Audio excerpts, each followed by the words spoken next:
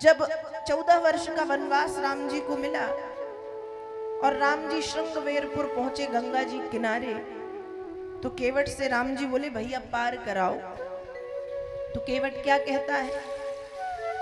केवट कहता है कि सरकार दुनिया के सारे लोगों को पार कराऊंगा सिवा आपके। राम जी बोले क्यों?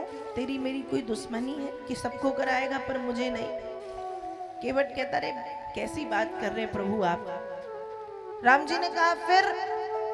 केवट एक ही उत्तर देता है कि मैं पार नहीं कराऊंगा। क्यों? केवट कहता है कि कहा ही तुम्हार मरम में जाना, मैंने आपके मरम को जान लिया है। अर्थात मैंने सुना है कि जब आपके ये जादू वाले पांव किसी पत्थर पर पड़े तो वो पत्थर सुंदर नारी बन गया। अब सरकार जब पत्थर सुंदर नारी बन सकता है तो हमारी ये नैया तो लकड़ी की है, काठ की। अब प्रभु ये काठ की नैया यदि नारी बन गई तो बड़ी समस्या हो जाएगी। समस्या का क्या? कहा घर पे पहले से एक पत्नी बैठी है, इसको लेके जाएंगे और उसको ये कहानी हमने बताई कि ऐसे ऐसे हुआ तो मानेगी नहीं, क्योंकि इस दुनिया में भगवान को समझाना सरल है। इस दुनिया में भगवान को समझाना सरल है पर पत्नी को नहीं समझाया जा सकता। पत्नी को समझाना बहुत कठिन है। तो केवट भी कह रहा है कि आपको समझा सकता हूं पर उसको नहीं समझा सकता। वो तो कहेगी कि तुम दूसरी ले आए, वो नहीं समझेगी कि ये मेरी नाव नारी बन गई।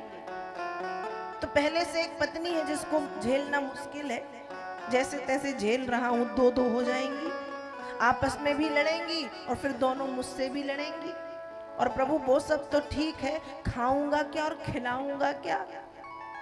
इसलिए इतनी बड़ी समस्या मैं मेरे जीवन में नहीं आने दे सकता प्रभु। मैं आपको गंगा पार नहीं कराऊंगा, आपको जैसे जाना आप जाओ।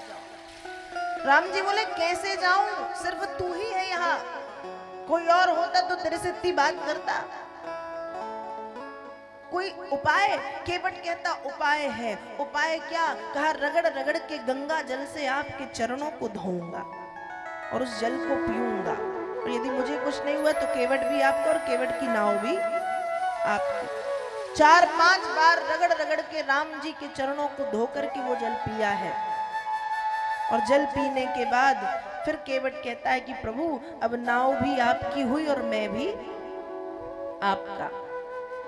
अब राम जी बैठे, गंगा जी पार करा दी।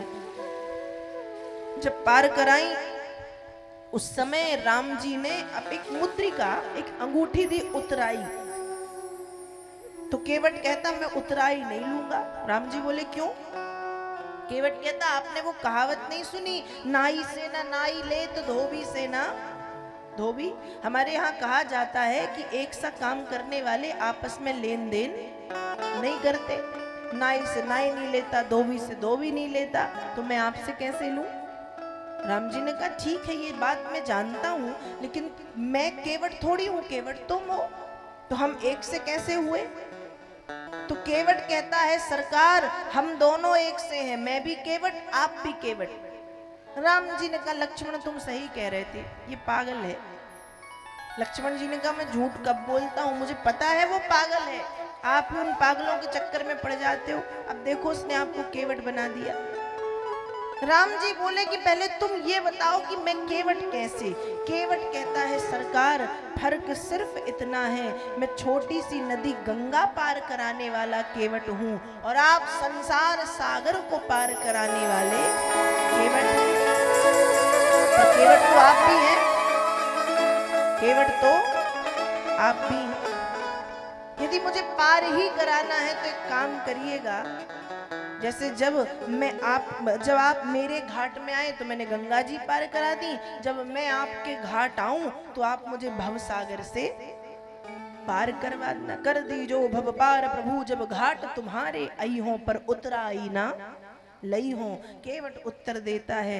राम जी ने केवट की बातों को सुना है। सुनी केवट के मैन प्रेम लपेटे अटपटे, बिहसे करुणा एन चित जान की लखन तना। केवट की प्रेम भरी बातों को सुन के राम जी मुस्कुरा रहे हैं। तो कहने का मतलब है कि द्वापर में गोपियों ने चरणों के धूल के महत्व को समझा है कि गोविंदांग्रे अब्जरेणवा, हमें कृष्ण नहीं मिले तो क्या हुआ, कृष्ण के चरणों की धूल मिली है, हम भाग्यवान हैं। और त्रेता में केवट ने राम जी के चरणों की धूल के महत्व को समझा है।